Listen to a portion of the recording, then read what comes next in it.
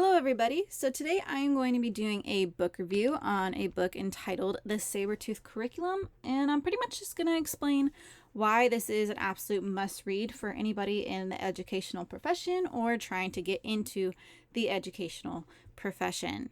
So my name is Jamie Nauer and I'm going to go ahead and get started with this. First thing I'm going to do is introduce you to the novel, and here is the cover of it for you. You can actually find this on Amazon for a pretty decent price, I might add. It was written by the author J. Abner Pettywell back in 1939. This is pretty much the history of education, how it got started, and the first curriculum that was developed. So Pettywell told this through a prehistoric story about the development of Paleolithic education. Throughout this book, he addresses the issues of outdated curriculum and the necessity of relevant hands-on educational experiences. So for anyone that wants to become an educator or is already an educator, we all know that relevant hands-on experiences are absolutely necessary for students to properly understand and learn and transfer and apply their knowledge to real-world situations. So this is a very significant point of this novel. So the novel starts off at a bar in Tijuana. Sounds like fun, right? Well, here, the doctor and a former student of his meet at the quote-unquote longest bar in the world. This actually raises a controversial debate between the doctor and the student because the student believes that this was the longest bar without any kind of proof or justification because he accepted it as a truth just because this is what he has been told for his entire life and that's just how it is. Well, the doctor doesn't believe this to be so. He's saying that without proof or justification, how can we accept it as a truth? And that just because it's been this way for this long doesn't mean it should be this way for the rest of time. So this kind of brings around the whole point of the book and kind of boiling it just down for everyone. It's just because education has been done one way for so long, and that is all that people really know and understand, it doesn't mean that this is how education should be. So this is a very big point that Dr. Pettywell tries to make in this book and have us understand. So at the beginning of the book, we are also introduced to a character entitled Newfist and how he was the one that developed the first kind of curriculum. So this character realized that with the way things were changing in his society and his tribe, that there was now a high need and yearning for an education. So he figured out, using the understanding by design idea, that he needed to create a curriculum around the fundamental needs of his people. So he did this by identifying those fundamental needs, which were food, clothing, and safety. And this would be identified as stage 1, identifying desired results. So the curriculum that he developed, he used this idea of understanding by design and created topics and subjects, aka curriculum, that he needed to teach to meet the needs of his people. So those needs, like I said before, were food, so fish grabbing with bare hands, clothing, so horse clubbing to get the fur, and security, so scaring tigers with fire. These 3 things were the necessary needs of his people, and this represents the understanding by design stage 2, determining acceptable evidence. So how did he do this? How was he able to create this curriculum? Well, first off, he created lessons and courses that were engaging and effective. For anyone that is in the classroom or trying to get into the classroom or any part of the educational profession, if I'm going to be honest, we all know that engaging and effective lessons and courses are how we get the students to pay attention and to learn. So engagement is something that pulls students in deeper into the subject. It makes them engage with the stuff. It causes them to have mystery or challenge, and they just want to do more when they are engaged. This is only possible if we have an idea of what our desired results are. So only by having specified the desired results can we focus on the content, methods, and activities most likely to achieve those results. So creating lessons and courses that are engaging and effective, those are necessary for classrooms today and even the classes that Newfist created back in the day. And this represents understanding by design stage 3, planned learning experiences and instruction. So why is this important, or what is the significance of the curriculum that this character Newfist created? Well, it gave children the ability to gain some hands-on experience, and for anyone in education, we all know hands-on experience is necessary for effective and transferable learning. The children also learn skills that are useful in their daily lives, such as finding food, making clothing, and safety, security, protection. These principal skills ended up becoming the focal point of education throughout the rest of time, really. So this is why this curriculum has become such a significant part of this novel. So about the middle stage of the novel, there is kind of this plot twist, and there's these changes in the environment.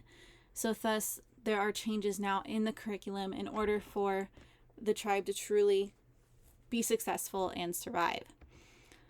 So a glacier, or everything freezes over, glacier ends up coming down and melting, and the rivers become muddy, making it really hard to see the fish. So thus, fish grabbing with bare hands is pretty much impossible. The horses end up being replaced by antelope, and they can no longer sneak up behind them and club them, so they can't figure out how to get any kind of wool for clothing or shelter. The tigers end up dying off and are replaced by bears, who sadly are not scared by fire, so they are no longer protected. Their tribe is now in danger of these wild animals. So with this being said, fish grabbing with bare hands, sneaking up behind them and clubbing them, and scaring with fire, all these authentic ways of demonstrating these skills are no longer a thing. They can't do them. So, and without authentic performance and authentic assessments, there's no way that this curriculum would be viable. And just as a reminder, some authentic performance is a necessity that requires real context, requires judgment and innovation, asks the students to do the subject and replicate key challenging situations in which adults are truly tested. So if they can't see the fish and grab them with their bare hands, then they won't know how to do that in the future. So they had to think of these new challenges and figure out a way to rise above them.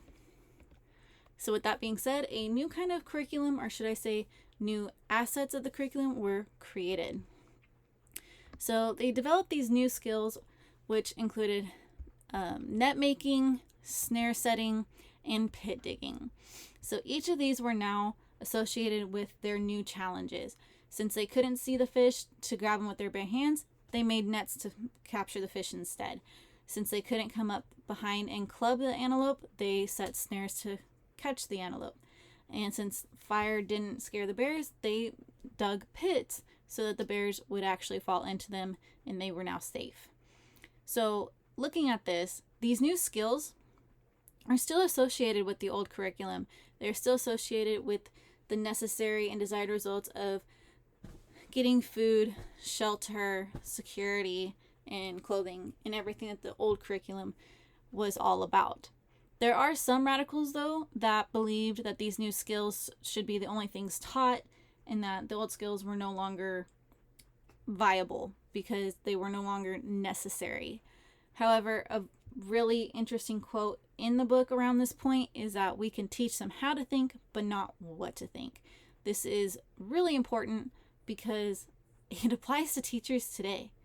If anyone in the classroom can tell you that no matter how hard we try, we can teach them how to do something, but it's what they do with it that we can't control. So with all this being said, this new idea comes into play, and that is learning from experience.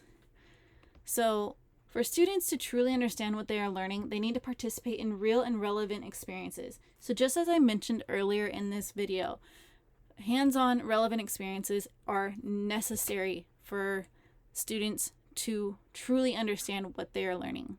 An example in the novel was that the principal of a school catches the last 2 tigers and puts them in the cages and had students practice scaring the tigers. So here students are having real relevant experiences learning how to scare the tigers. Here the principal says, to the casual observer, these children may appear just to be caged tigers, but to me they are learning what they live and living what they learn.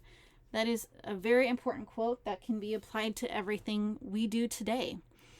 Learning what they live and living what they learn.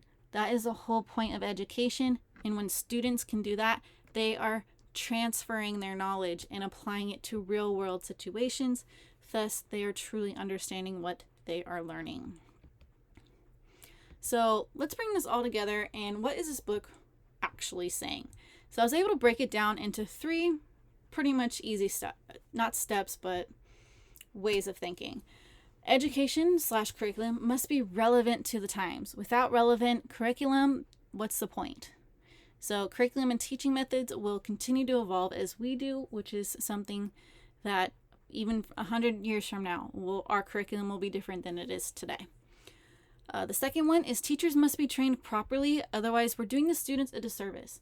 If the teachers don't understand or are not properly trained in teaching what they are teaching, then what's the point of teaching it, right? So specialized knowledge is required. However, a general knowledge of other topics is also very helpful.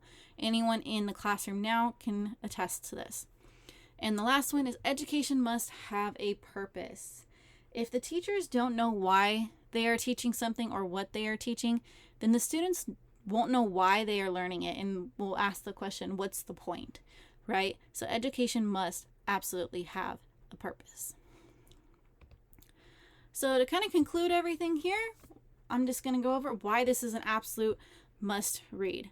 Well, first off, this is a classic educational book and has been read for nearly 85 years. Any of you out there that love reading, you know the classics are classic for a reason. They have withstood the test of time. I mean, look at this one. Nearly 85 years of being read, and we're still reading it in our master's programs, in our credential programs, because it is that relevant. Another reason is that this is not your traditional educational textbook. So I'm going to be real with everybody.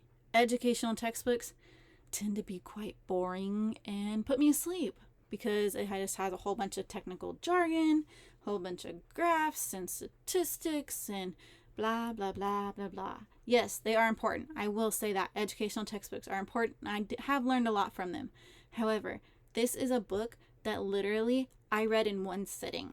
And it was absolutely amazing. And that's because it's considered a satire. So it was funny, entertaining, and at times kind of sarcastic.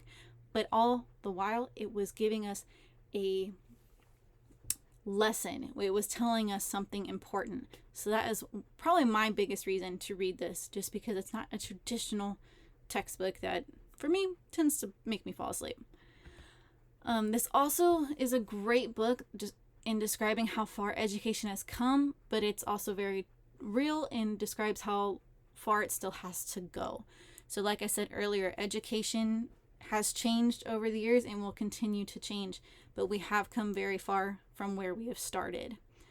And the final reason why this is a must read is that it's a great example of how the Understanding by Design works. Newfist figured out what he needed his students to be able to do, and that was provide food, shelter, and protection, and he worked backwards to figure out how to teach them how to do that. So this is a great example of how to use the Understanding by Design method. So that is all I really have for you guys today. I hope you enjoyed. Here is the cover of the book again if you want to go find it and read it. I really suggest that you do. Thank you for listening.